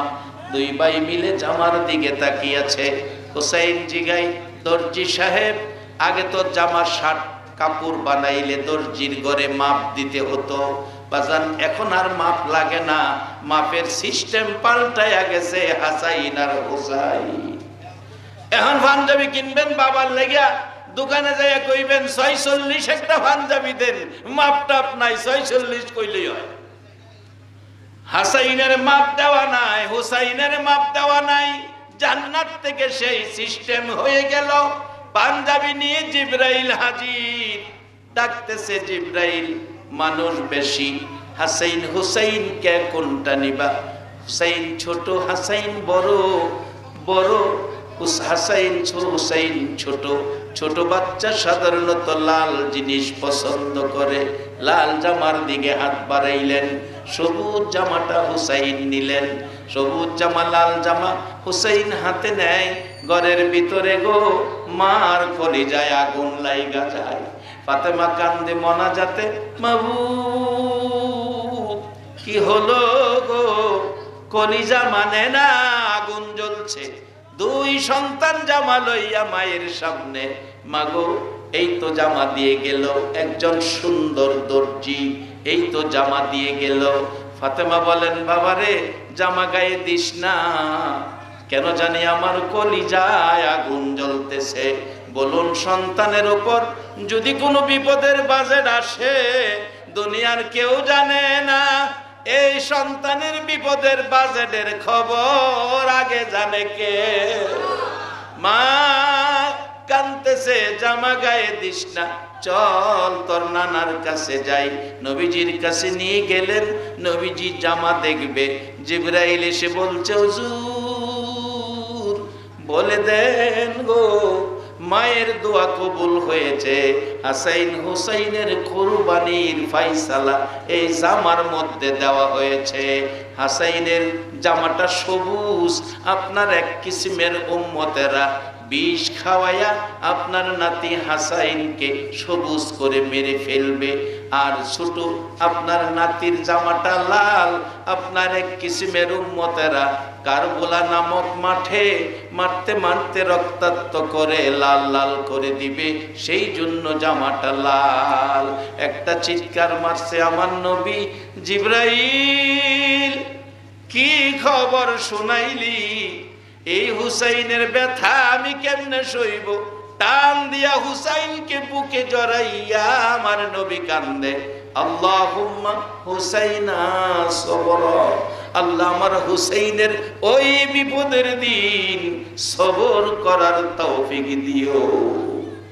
লম্বা ঘটনা বাবারা ভাইয়েরা, ইমাম হাসাইন হুসাইন দুই ভাই বড় হতে লাগলো। আমার নবী দুনিয়ার থেকে বিদায়, আলী ফাতেমা বিদায়, চার খলিফা বিদায়। এবার ইমাম হাসাইন হুসাইন মদিনায় বসবাস করেন। মা বিয়া ছিল খেলাফতের রাজত্বের দায়িত্বে, খেলাফত মা বিয়ার হাতে। মা বিয়ার ছেলে এজিদ বাবার কাছ থেকে জোর করে ক্ষমতা নিয়ে চিন্তা করতেছেন এই ক্ষমতা হয়তো একদিন হাসাইন হুসাইন নিয়ে যাবে। এই দুইজনকে শেষ করতে পারলে আমার হাত থেকে আর কেউ নিতে পারবে না। চক্রান্ত করে সারা আরব ভূমিতে পরামর্শ শুরু করলেন। পরামর্শ করে ফাইসালা হলো হাসাইন হুসাইনকে মেরে ফেলতে হবে। পরামর্শের মধ্যে ফাইসালা কিভাবে মারবো? ময়মনা কুটনি বুড়ি একজন মহিলা বলল, আমাকে যদি পুরস্কার দেন আমি হাসাইনকে মেরে দিব। কিভাবে মারবা? এক পোটলা বিষ দাও, বিষ খাওয়াইয়া মারবো। বিষ লইয়া মদিনায় চলে গেলেন। হাসাইন রাদিয়াল্লাহু তাআলা আনহুর চারজন বিবি ছিলেন। সবার ছোট বিবির নাম ছিল জায়েদা। জায়েদার হাতে শরবত ভালো হতো, শরবত বেশি খাইতো। জায়েদার কাছে যাইয়া বলছে, ওই ময়মনা কুটনি বুড়ি, জায়েদা রে, হাসাইন তোমার আদর করে না, হাসাইনকে তুমি মাইরা দাও। এজিদ হবে দেশের বাদশা, এজিদ বাদশা হবে, তোমাকে বিয়ে পড়াইয়া রাজমুকুট পরাইয়া রাজরানী বানাবো। মহিলারা সরল মানুষ, কম কথায় নরম হয়ে যায়, তাই নাকি? কেমনে মারবো? এই লও, এক পোটলা বিষ তোমার হাতে দিলাম, শরবত চাইবো, শরবতের সাথে বিষ দিয়ে দিবা। হাসাইন ক্লান্ত পিপাসিত ঘরে গিয়ে ডাকছেন, জায়েদা কোথায় তুমি? আছি ঘরে। এক গ্লাস শরবত দাও, শরবতের সাথে বিষ দিয়ে দিল। একটানে খেয়ে ফেলছে, সমস্ত শরীর সবুজ হয়ে আসছে, জিহ্বাটা শুধু নড়ে, সারা শরীর সবুজ। ডাকতেছে, জায়েদা কি খাওয়াইলা? আজকে কি আমার মার দোয়া কবুল হয়ে গেছে। আমার ভাই হুসাইন কই? হুসাইনকে আসতে বলো, আমি জীবনের শেষ দেখা করব। হুসাইন এসে দেখে ভাইয়ের অবস্থা ভালো না, গলায় আঞ্জায়া ধরে কান্দে। ভাই বলো, কে এই অবস্থা করেছে? আমি প্রতিশোধ নেব, বিচার করব। হাসাইন বলছে, ভাই রে, প্রতিশোধ নয়, বিচার নয়, মার দোয়া কবুল হয়েছে, আমারে বিদায় দাও, আমি চলে যাই। আর আমি ভাই একটা ওসিয়ত তোমারে করে যাই, তোমার উপরও সেদিন বিপদ আসবে, বেশি দিন নয়। সেই বিপদে যখন তুমি পড়বে, তোমার কলিজার শান্তির জন্য মানুষ মা কইয়া বাবা কইয়া ডাকে, মারে বাবারে ডাইকো না, তুমি নানা নানা কইয়া ডাইকো। হুসাইন ভাইয়ের গলাই ধরে কান্দে, ভাই বিদায় হয়ে গেছে। জান্নাতুল বাকিতে দাফন করেছে ইমাম হাসাইনকে। এবার পরামর্শ হলো, এজিদের দলেরা পরামর্শে ফাইসালা করলো, ইরাকের কুফা নগরীতে ইবনে জিয়াদকে গভর্নর নিযুক্ত করলেন। চিঠি পাঠাইতেছে, হোসাইন আপনি কুফায় আসেন, কুফার মানুষ আপনার পাগল। এবার কুফার মানুষ আপনার পাগল। এই চিঠি যাইতে যাইতে 800 চিঠি পৌঁছলে কুফাবাসীর চিঠি পাইয়া মদিনাবাসীকে দেখাইলেন, চিঠি আসছে, আমি কি করব? মদিনার মুরব্বীরা ডাকে, হুসাইন না, তোমারে দেখলে আমরার কলিজায় শান্তি লাগে, তোমারে আমরা কুফায় যেতে দিব না। কুফার চিঠির লেখা ভালো, কুফার তরবারির ব্যবহার ভালো হবে না। মুরব্বীরা বললেন এই ঘটনা। হাসাইন চলে গেল, হুসাইনের উপর বিপদ আসতেছে। হুসাইন বলতেছে, কি করা যায়। একটা মিটিং বসলেন সারা মদিনার মুরব্বীরা। এবার একটা লোক দাঁড়িয়ে বললেন, আমাদের পক্ষ থেকে কুফায় একটা লোক পাঠাই, দেখি কুফার খবর যদি ভালো দেয় তাহলে আমরা হুসাইনকে যেতে দিব, না হয় যেতে দিব না। মুসলিম বিন আকিল নামে একজন লোক দাঁড়াইয়া বললেন, আমি যাব কুফায় খবর আনার জন্য। তার বিবি নাই, দুইটা ছেলে, মাহমুদ ইব্রাহিম 12 বছর 13 বছরের দুইটা ভাই। দুই ভাই বলছে, আব্বা জান আপনি চলে গেলে আমরা কোথায় থাকব, আমরাও আপনার সাথে যাব। 3 জন কাফেলা করে কুফায় পৌঁছার পর 30,000 সাধারণ মানুষ হুসাইনের নামের উপর বাইয়াত গ্রহণ করে ফেলল।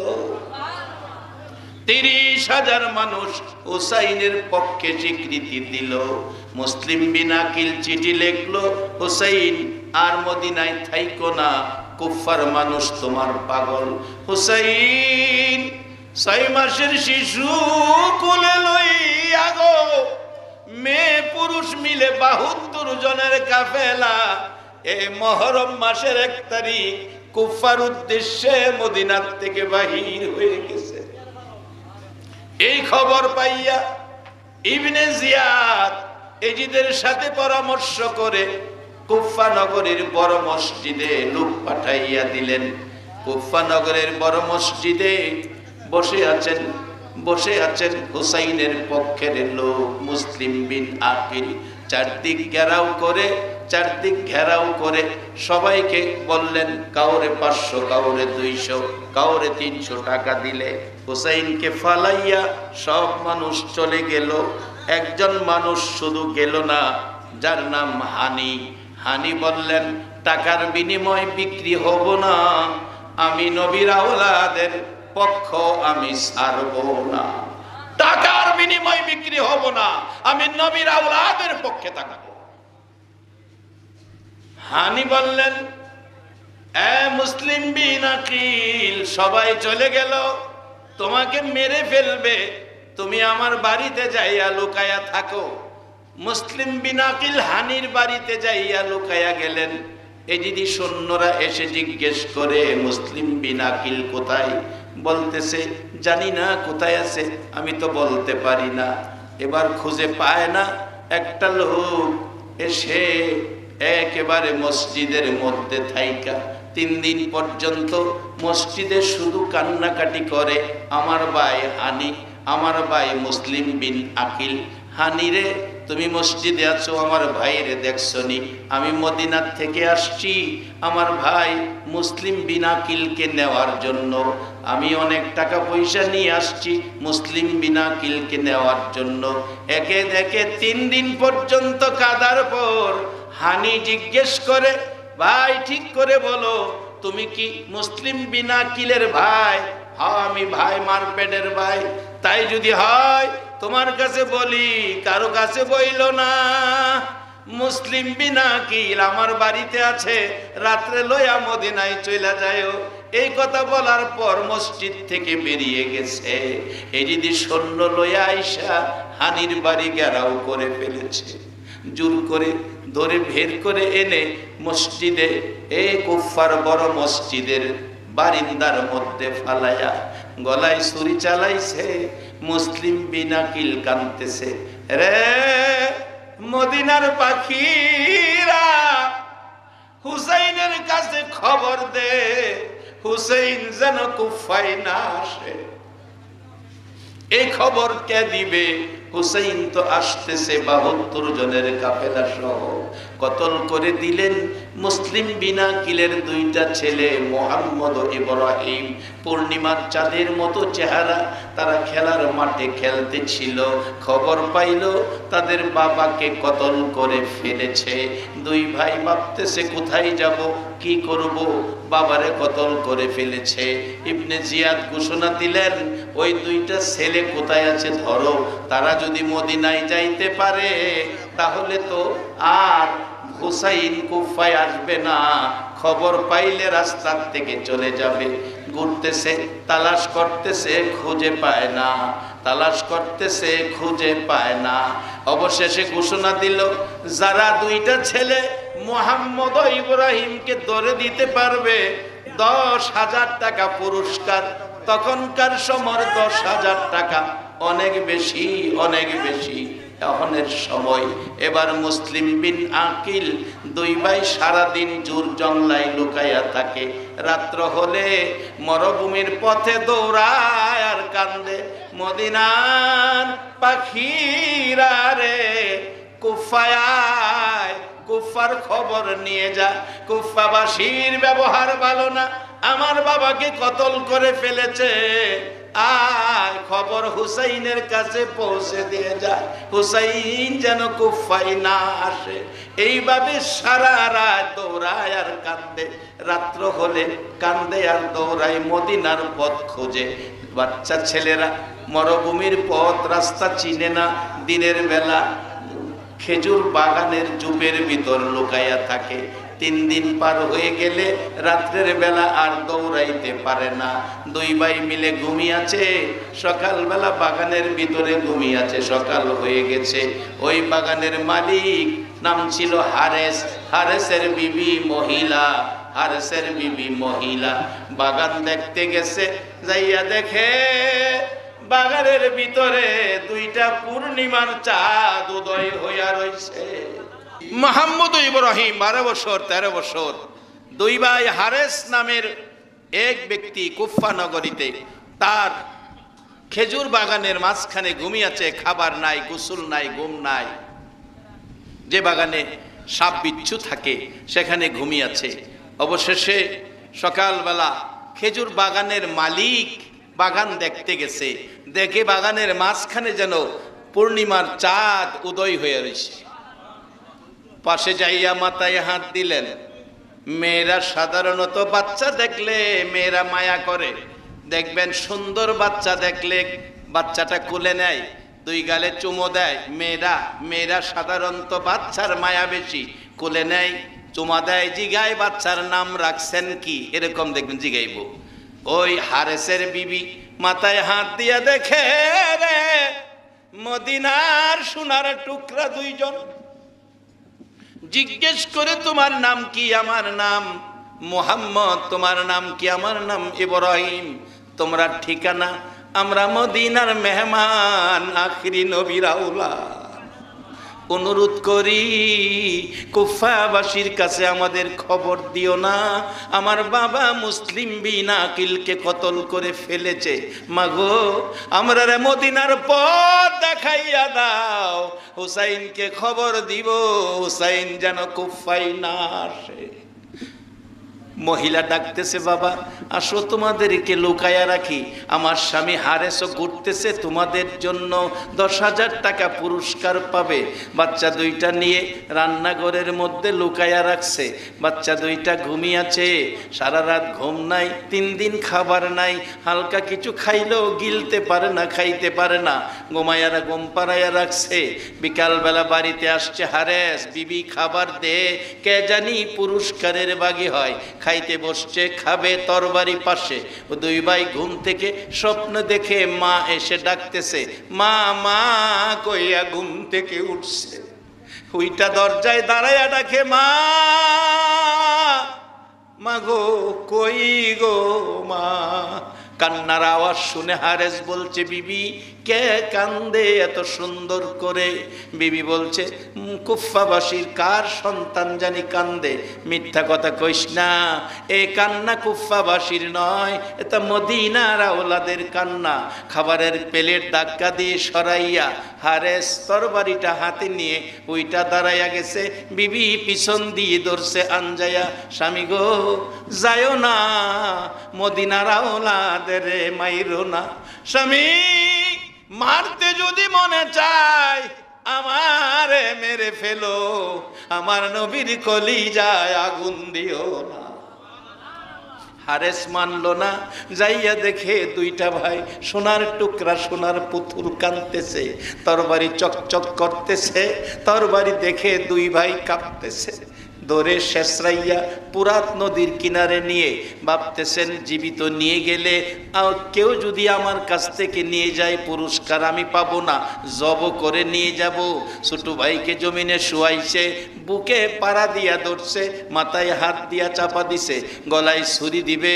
বড় ভাই ধাক্কা দিয়ে বলছে, হারেস রে আমার ছোট ভাইরে মারিস না, আমারে আগে জব করো। বড় ভাইকে শুয়াইলে ছোট ভাই ধাক্কা দিয়ে ফালাইছে, আমারে আগে জব করো। অবশেষে ছোট ভাইয়ের গলার মধ্যে ছুরি চালাইয়া দিছে, গলা আলাদা হয়ে গেছে, ঠোঁট দুইটা নড়তেছে, এই যেন বলে কাঁদতেছে, মা মাগো তোমার ইব্রাহিম বিদায় হয়ে গেল।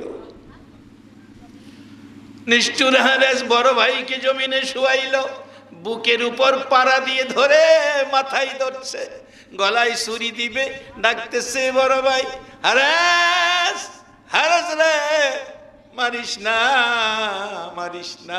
না না বলতে বলতে গলায় ছুরি, ছুরি গলায় লাগাইতে দেরি, বাচ্চা মানুষ গলাটা কাইটা মাথা আলাদা হইতে দেরি হলো না। দুইটা বডি পুরাত নদীতে ফালাইয়া মাথা দুইটা লইয়া এজিদের কাছে রওনা পুরস্কার আনার জন্য।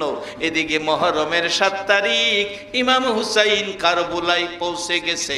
বলতেছে তাবু গারো, সন্ধ্যা হয়ে গেছে, মাটিতে কূপ দিলে রক্ত বাহির হয়, গাছের ডালে কূপ দিলে রক্ত বাহির হয়। হুসাইন বলছে রাখো রাখো, সামনে বাইরো না, জায়গাটার নাম কি জিজ্ঞেস করি। এলাকার লোক ডেকে আনলো, বলল এই জায়গাটার নাম কি? লোকেরা বলছে এই জায়গাটার নাম কারবুলা। হুসাইন একটা চিৎকার মারছে, রে সঙ্গীরা তাবু টানা রে, আমার নানা বলেছে কারবুলা নামক স্থানে আমি শহীদ হব। তাবু টানাইল, সকাল হতে না হতে 4000 এজিদি সৈন্য ঘেরাও করে ফেলেছে। একদিন ঘেরাও, 2 দিন 3 দিন ঘেরাও করে রাখলো। মহরমের 10 তারিখ এই রাত্রটা ঘেরাওয়ের মধ্যে ছিল। আজকের এই রাত্রটা নবীর আওলাদেরা সারা রাত না খাইয়া কাঁদছে। এই রাত্রটা ছিল 9 তারিখ দিবাগত রাত্রটা ছিল, সারা রাত না খাইয়া, পানিটা পর্যন্ত ঘরে নাই, শুধু কান্না আর কান্না ছিল। সকালবেলা ইমাম হুসাইন ফজরের নামাজ পড়ে কোরআন পড়ছে, ডাকতেছে যদি সৈন্যরা বেরিয়ে আসো। হাসাইনের ছেলে কাসেম তরবারি নিয়ে বেরিয়ে চাচার সামনে ডাকতেছে, চাচা চাচা অনুমতি দেন, বেরিয়ে যায়। চাচা হুসাইন বলছে বাবা যাইও না, দাঁড়াও, তোমার বাবা আমার বড় ভাই ওসিয়ত করেছিল আমার মেয়ে সকিনার সাথে তোমার বিবাহ দেওয়ার জন্য, বিবাহের কাজটা সম্পূর্ণ হোক, তুমি যাইও। চাচার কাছে অনুমতি চায়, বিদায় নেয় চাচার কাছ থেকে। বাবা নাই, বাবা নাই বলে চাচারে বাবার মর্যাদা দেয়।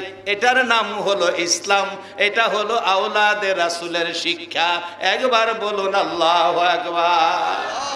এখন চাচারে জিগাইব দূরের কথা, বাবারে জিগায় না। কি শিক্ষা দিয়ে গেল মহরম মাস, আর আমরা কোন দিকে চলছি?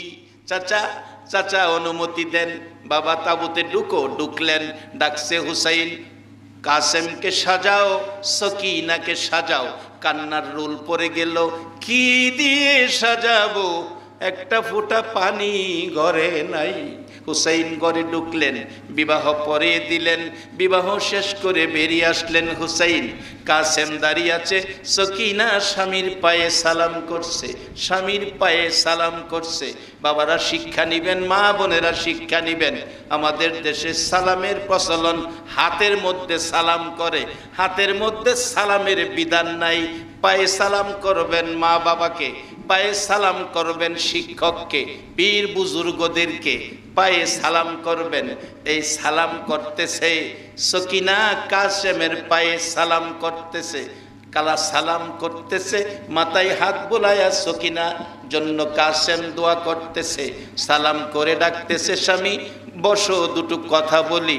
কাসেম কান্দে, সকিনা রে দেরি করিস না, আমার চাচা হুসাইনকে তারা লজ্জা দেয়, আর আমি ভাতিজা বসে থাকতে পারি না, বিদায় দে রে সকিনা। না না, তোমাকে যেতে দিব না। এই কি ছিল নবীর আওলাদের নসিবে? পৃথিবীর মহিলারা বিয়ের পরে স্বামী লইয়া বাসর ঘরে যায়, আমি সকিনা বিয়ের পরে স্বামী ঘর থেকে বের করে দেই। এ কি ছিল নবীর আওলাদের নসিবে? কাসেম একটু বসো, দুটো কথা বলি, তোমার সাথে বাসর করব, বাসর কি হবে না?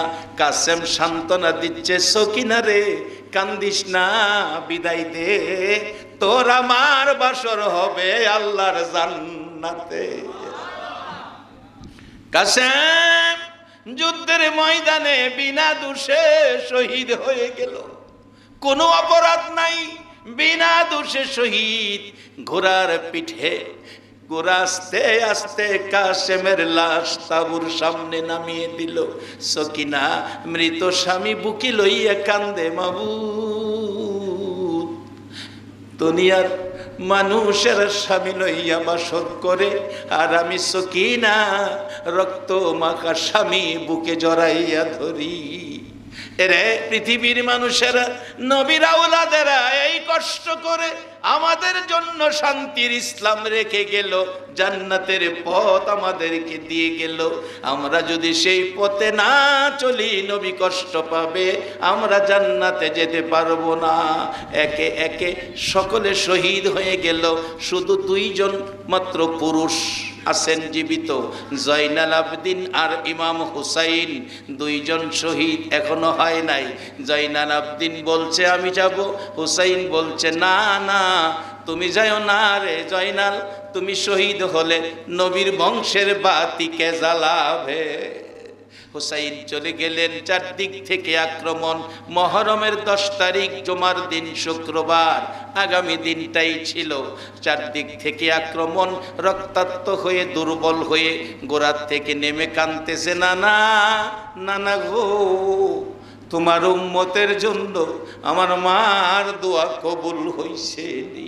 সীমার এসে ধাক্কা দিয়ে শোয়া ফেললো, গলায় ছুরি চালাইতেছে কিন্তু গলা কাটতেছে না, ডাকতেছে ইমাম হুসাইন, এরে সীমার সম্মুখ ভাগে ছুরি চালাইস না, গলা কাটতে পারবি না।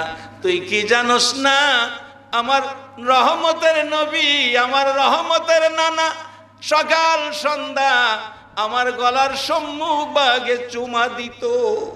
যেই জায়গায় রহমতের নবীর চুমা লাগছে সেই জায়গায় ছুরি বেয়াদবি করবে না। আমাকে যদি মারতে হয় উপর করে শুয়াইয়া ঘাড়ে দিয়ে ছুরি চালাও, গাড়ে দিয়ে ছুরি চালাইয়া মাথা কাইটা আলাদা করে বল্লমের আঘাত মাথা লাগাইয়া আনন্দ উল্লাস করেছে তারা এজিদির দল। বলুন আমরা নবীর আওলাদ হুসাইনের পক্ষে থাকবো না এজিদের পক্ষে যাব? হুসাইনের পক্ষে কে কে থাকবেন একটু হাত তুলে দেখা। আল্লাহু আকবার, ইয়া রাসূলুল্লাহ, জিন্দাবাদ, মাশাআল্লাহ, মারহাবা। আল্লাহ তুমি কবুল করো, এই হাতগুলো হুসাইনের পক্ষে তুমি কবুল করো। সকলে বলুন আমিন। এবার রওনা হলেন, যুদ্ধ বিজয়ী হলো তারা। মহিলাদেরকে বন্দি করে, জয়নাল আবদিন অসুস্থ বন্দি করে রওনা হলেন, দামেস্কের দিকে যাবেন। এবার রাস্তার মধ্যে একটা বৃদ্ধা মহিলা এক বালতি শরবত নিয়ে দাঁড়িয়ে আছে। সৈন্যরা বলছে আমাকে শরবত দাও। না না তোমাকে দেব না, তোমাদের মধ্যে যুদ্ধবন্দী আছে? বৃদ্ধা মহিলা বলছে হ্যাঁ যুদ্ধবন্দী আছে, আমি তাদেরকে শরবত খাওয়াবো।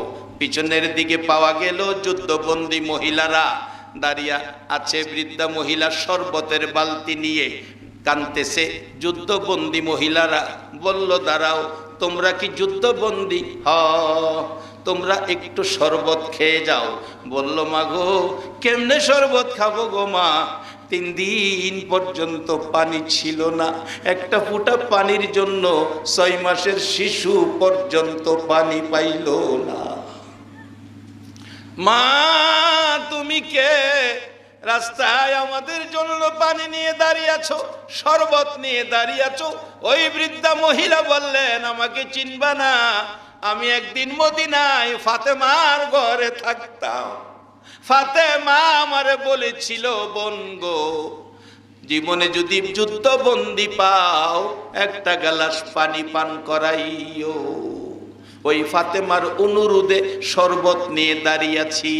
এবার যুদ্ধবন্দী মহিলারা বললেন, মাগো আমরার পরিচয় জানোনি, আমরা সে ফাতেমার আওলাদ।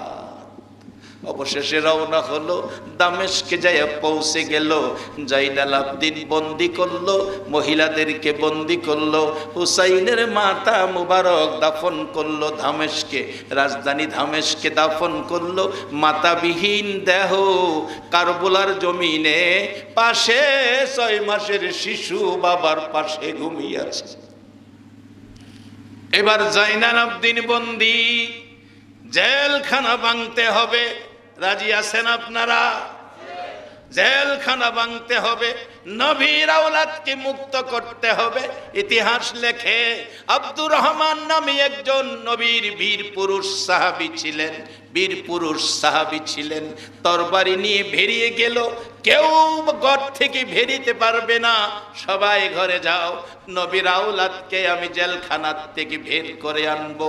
জেলখানার তালা ভেঙ্গে বের করে দিয়ে ঘোষণা দিলেন, কেউ হুসাইনের বাইরে কথা বলতে পারবে না, নবীর আওলাদের দুশমনি করতে পারবে না। যারা হুসাইনের গায়ে হাত তুলেছো চিহ্নিত করে তাদেরকে ধরে ধরে আবার কারবালার প্রান্তরে নিয়ে টুকরা টুকরা করে সিল কাকেরে খাওয়াইছে। মুক্ত হলো নবীর আওলাদ, ফিরে আসলো নবীর আদর্শের উপর আবার সেই ইসলাম। আমরা সেই নবীর আদর্শের ইসলামে, হুসাইনের রক্তের ইসলামে, আমরা শান্তির ইসলামে থাকতে চাই। হিংসা বিদ্বেষ দলাদলি মারামারির মধ্যে আমরা যেতে রাজি না, আমরা শান্তির ইসলামে থাকব।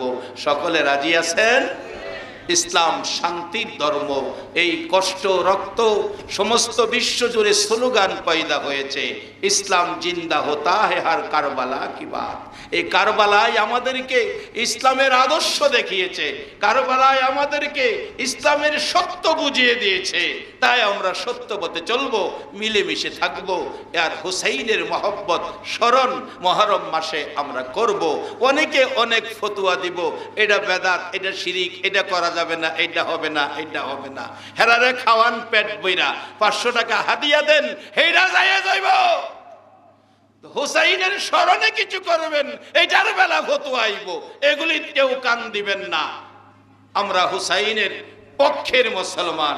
নবী যাকে আদর করেন, ভালোবাসেন, আল্লাহ যাকে আদর করেন, যেই হুসাইন আর হাসাইন খুতবায় বলতেই হবে, আল হাসাইনু আল হুসাইনু সাইয়্যিদা শাবাবি আহলিল জান্নাহ। আমরা সেই হাসাইন হুসাইনের পক্ষে থাকবো।